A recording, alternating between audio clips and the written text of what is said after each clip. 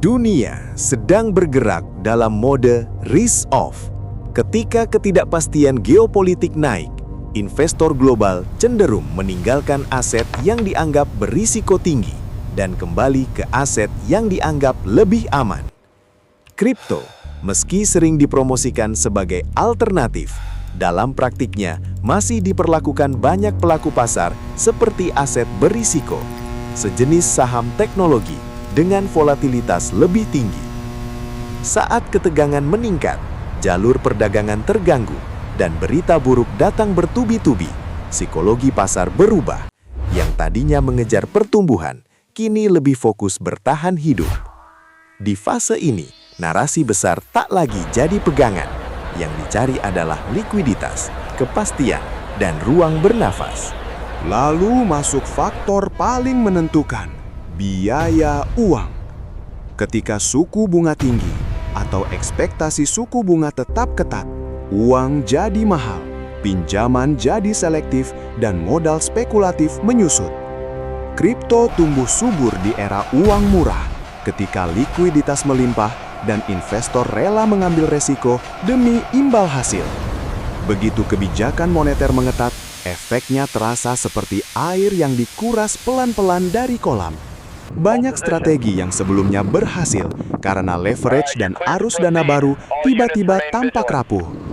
Dalam kondisi uang mahal, pasar menuntut fundamental, arus kas, dan kepastian. Sementara banyak proyek kripto lebih bertumpu pada ekspektasi masa depan. Pengetatan likuiditas juga merambat ke semua sudut sistem keuangan, dari obligasi, saham, hingga kredit. Ketika yield obligasi menarik, sebagian dana institusional punya alasan lebih kuat untuk pindah dari aset volatil ke instrumen yang lebih stabil. Ditambah, penguatan mata uang tertentu, terutama saat dolar kuat, sering membuat aset beresiko tertekan karena biaya lindung nilai naik dan tekanan utang meningkat di banyak wilayah. Dalam situasi seperti ini, kripto ikut terseret, bukan karena teknologinya tiba-tiba memburuk, tapi karena selera resiko global runtuh. Kripto jadi bagian dari keranjang aset yang dijual untuk mengurangi eksposur. Geopolitik memperparah semuanya lewat jalur energi dan rantai pasok. Ketika konflik, sanksi, atau ketegangan antar blok meningkat, harga energi bisa bergejolak dan biaya logistik melonjak. Inflasi yang sulit turun membuat bank sentral enggan cepat melonggarkan kebijakan. Dampaknya double, biaya hidup naik, konsumsi melemah, dan korporasi menahan ekspansi. Ujung-ujungnya, investor semakin defensif.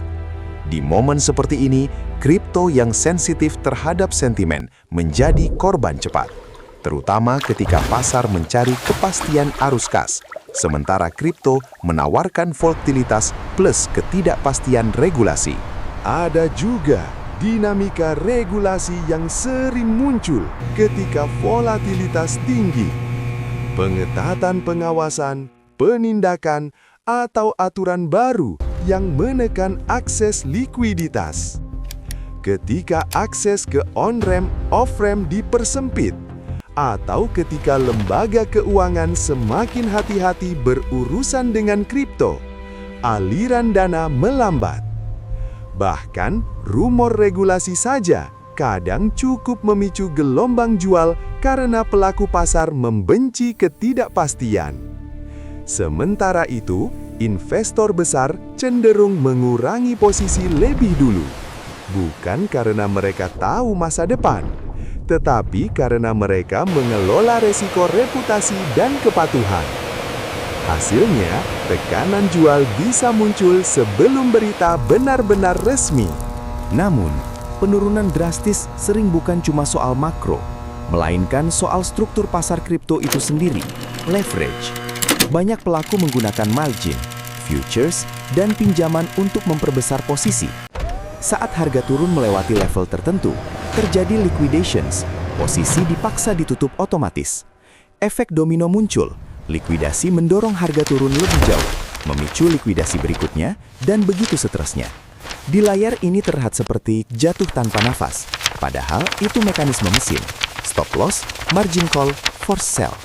Dalam pasar yang likuiditasnya menipis, sedikit dorongan saja bisa menciptakan penurunan yang tampak brutal. Di tengah tekanan itu, stablecoin dan ekosistem DeFi juga bisa menjadi titik rapuh. Ketika kepercayaan menurun, orang buru-buru menukar aset volatil ke stablecoin atau menarik dana dari protokol untuk pegangan. Kalau terjadi kekhawatiran tentang cadangan, resiko defect atau ketidakpastian penerbit, kepanikan bisa menyebar cepat. DeFi menambah lapisan kompleks, kolateral turun nilainya, rasio pinjaman memburuk, dan likuidasi on-chain pun meningkat. Ini seperti pasar tradisional, tapi berlangsung 24/7 dan transparan. Yang ironisnya membuat kepanikan lebih cepat terlihat dan lebih cepat menular.